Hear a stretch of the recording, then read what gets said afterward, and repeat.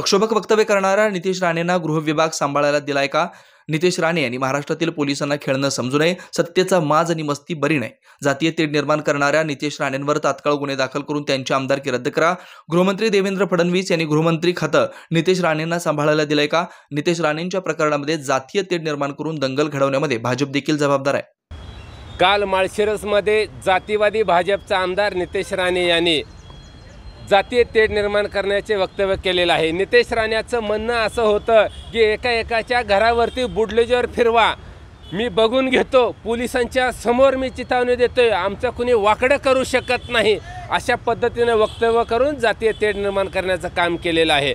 या नितेश राणेला मला सांगायचं आहे, अरे तू महाराष्ट्राच्या पोलीस यंत्रणेला खेळणं समजू नको.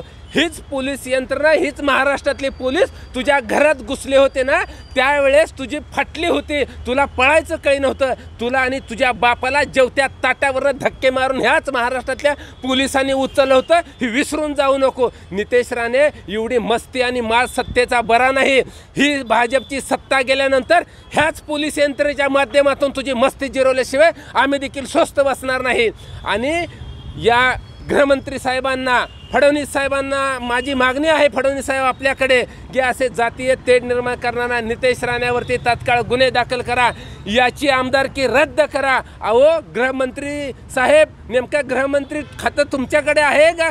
सांभाळायला नितेश राणेकडे दिलेलं आहे, याची देखील जरा जनतेला सांगा. कारण नितेश राणे म्हणतोय बाप आमचा सागर बंगल्यावरती बसलाय, आमचा बॉस सागर बंगल्यावरती बसलाय. अरे नितेश राणे, नेमका तुझा बाप कोण आहे, तुझा बॉस कोण आहे, एकदा जनतेला सांग.